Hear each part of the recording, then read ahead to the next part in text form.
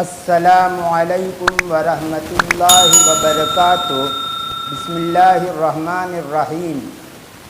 سامعین و ناظرین، گزشتہ ویڈیو سبق نمبر 36 میں اسماء موصولہ کے بارے میں بحث کی گئی تھی۔ آج کے اس ویڈیو میں ماقبل سے پیوستہ سلسلہ کلام کو آگے بڑھاتے ہوئے اسی اسم موصول کے بارے میں بحث کی جاتی ہے۔ گزشتہ ویڈیو کے اندر میں نے ایک بات بتلائی تھی کہ اگر کوئی فعل متعدی ہو، فعل معروف ہو اور فعل ماضی ہو تو اس کا ترجمہ کرنے کے اندر فاعل کے ترجمے میں نے آتا ہے۔ دھیان سے سنیے گا، یہ اس لیے میں وضاحت کر رہا ہوں کہ بسا اوقات ایسا ہوتا ہے کہ طالب علم جو ہوتا ہے وہ فاعل کا ترجمہ کرنے میں جہاں نے نکالنا ہوتا ہے وہاں نے نہیں نکالتا، اور جہاں نکالنا نہیں ہوتا وہاں نکال دیتا ہے۔ اس لیے میں یہ وضاحت کر رہا ہوں کہ جس فعل کے اندر جو فعل ایسا ہو جس کے اندر یہ تین باتیں پائی جائے، وہ فعل متعدی ہو، وہ فعل معروف ہو اور وہ فعل ماضی ہو، بیک وقت اگر یہ تین چیزیں ہوگی تو فاعل کا ترجمہ کرنے کے اندر نے کا لفظ نکلے گا، اور اگر اسی فاعل کو آپ مقدم کر دیں گے، فعل سے پہلے لے آئیں گے تو وہ اگرچہ وہ مبتدا بن جائے گا لیکن نے تو نکلے گا ہی، کیونکہ فاعل جو ہوتا ہے وہ فعل کے ساتھ لگ کر ہی آتا ہے۔ تو یہ بات اچھی طرح ذہن میں بٹھا لیجئے۔ دوسری بات یہ یاد رکھیے کہ اس میں موصول جہاں بھی آئے گا اس کے بعد والا جو جملہ ہوتا ہے وہ صلہ بنتا ہے، اور اس صلے کے اندر ایک ضمیر ہوتی ہے جو اس میں موصول کی طرف لوٹتی ہے۔ اس ضمیر کو کہا جاتا ہے ضمیر عائد۔ عائد کا معنی لوٹنے والا، اور یہ ضمیر جہاں بھی لوٹے گی یعنی اس میں موصول کی طرف تو اس کو کہا جائے گا مرجع۔ تو لوٹنے والی ضمیر کو ضمیر عائد کہا جاتا ہے، اور جہاں لوٹتی ہو اس کو اس کا مرجع کہا جاتا ہے۔ ایک بات یہ بھی ذہن میں رکھیے۔ دوسری بات یہ بھی یاد رکھیے کہ ضمیر عائد مرجع کے مطابق ہوگی، یعنی یہ ضمیر عائد جس کی طرف لوٹتی ہے وہ مرجع واحد ہوگا تو ضمیر ہوگی وہ واحد ہوگی، واحد مذکر ہو تو واحد مذکر، گویا مذکر مؤنث ہونے میں برابر ہوں گی اور واحد تثنیہ جمع ہونے میں بھی برابر۔ جیسا مرجع ہوگا ویسی ضمیر ہوگی۔ مرجع مذکر ہوگا تو ضمیر مذکر ہوگی، مرجع مؤنث ہوگا تو ضمیر بھی مؤنث ہوگی، اور ایسے ہی مرجع واحد ہو تو ضمیر بھی واحد، تثنیہ ہو تو تثنیہ، جمع ہو تو جمع۔ اس کو بھی ذہن میں بٹھا لیجئے۔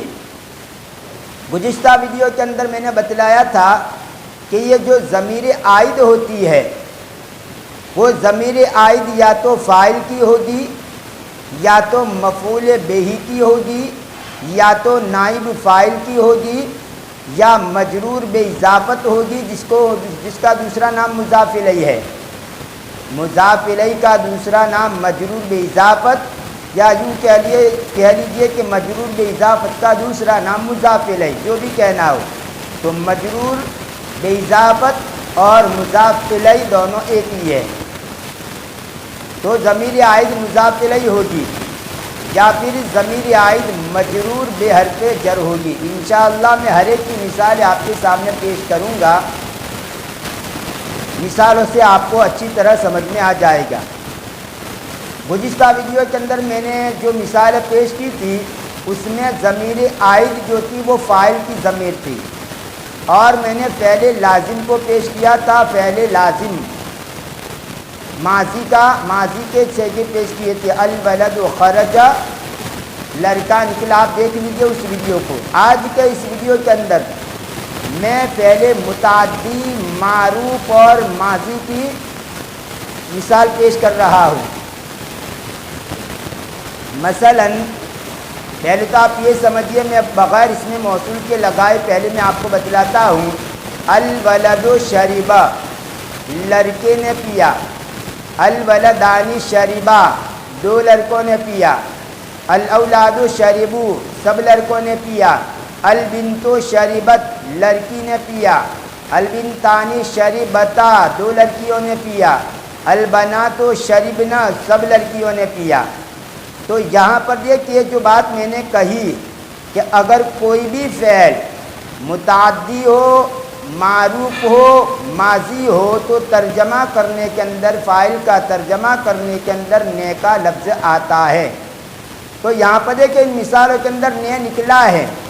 لڑکے نے پیا، دو لڑکوں نے پیا، سب لڑکوں نے پیا، لڑکی نے پیا، دو لڑکیوں نے پیا، سب لڑکیوں نے پیا۔ تو یہاں پر نے کا لفظ نکلا، کیوں نکلا؟ جو تین باتیں نے بتلائی وہ تینوں یہاں پر موجود ہے کہ شریبہ پہلے متعدی بھی ہے، شریبہ پہلے معروف بھی ہے، اور شریبہ یہ پہلے ماضی بھی ہے۔ تینوں باتیں اس کے اندر ہے۔ اب آئیے اس کے ساتھ ہم اس میں موصول لگا کر دیکھتے ہیں، جب اس میں موصول لگایا جائے گا تو کس طرح ترجمہ ہوگا۔ تو الولد یہ واحد مذکر ہے، اس لیے اس میں موصول بھی واحد مذکر آئے گا۔ الولد الذی شربا، اب کیا ترجمہ کریں گے؟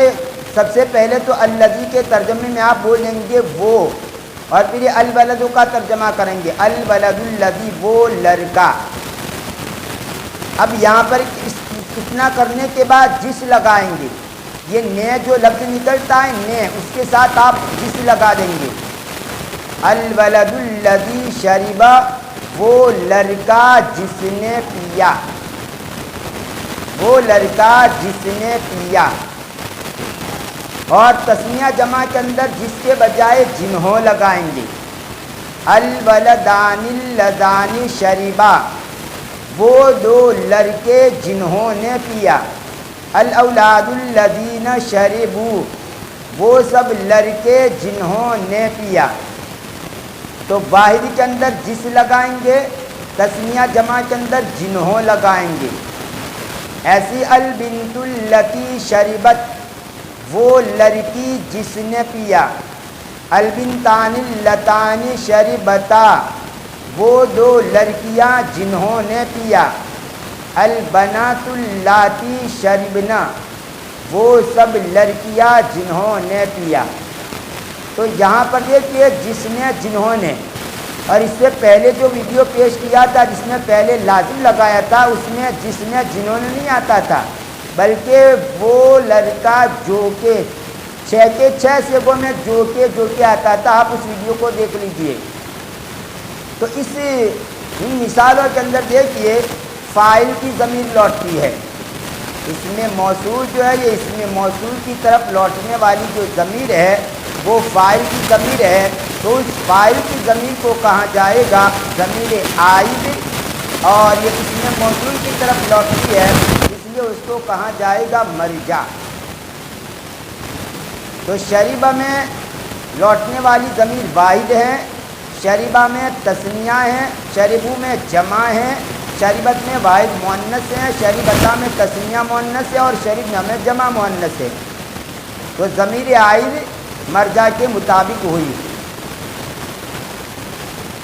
تو یہ تو اس کے بعد میں نے یہاں پر مفعول نہیں لگایا، آپ اس کے ساتھ مفعول جوڑ سکتے ہیں۔ الولد الذی شرب الماء، وہ لڑکا جس نے پانی پیا۔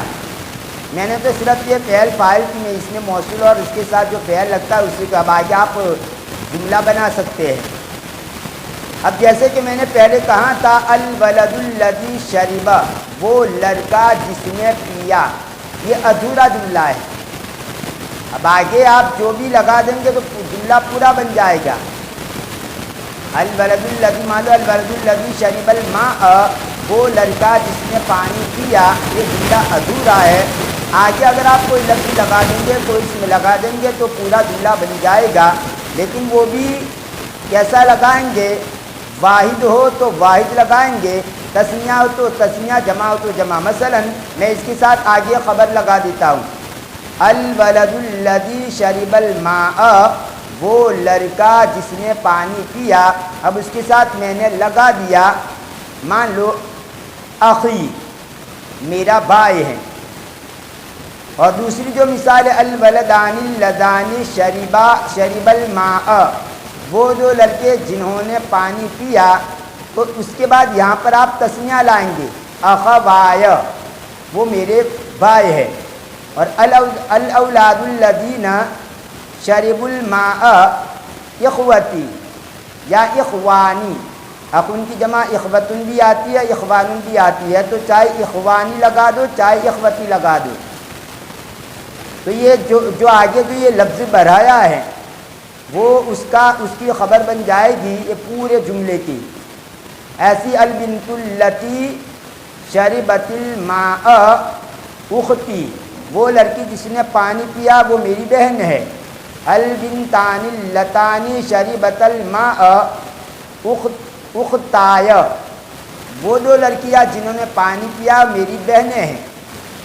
البنات اللاتی شربن الماء اخواتی، وہ سب لڑکیاں جنہوں نے پانی پیا وہ میری بہنیں ہیں۔ خیر تو یہ جملہ پورا ہو جائے گا، آگے یہ لفظ بڑھانے سے جملہ پورا بن جاتا ہے، اگر اس لفظ کو نہ بڑھایا جائے تو پھر یہ جملہ ادھورا رہتا ہے۔ اس کی بھی بحث میں نے اچھی طرح ڈیٹیل میں اگلے ویڈیو میں بیان کر دی ہے۔ خیر تو آج کے اس ویڈیو کے اندر بس اتنا ہی یاد رکھیے کہ یہ جو مثالیں میں نے آپ کے سامنے پیش کی، ان مثالوں کے اندر ضمیر عائد فاعل کی ہے، لیکن یہ فعل متعدی ہیں۔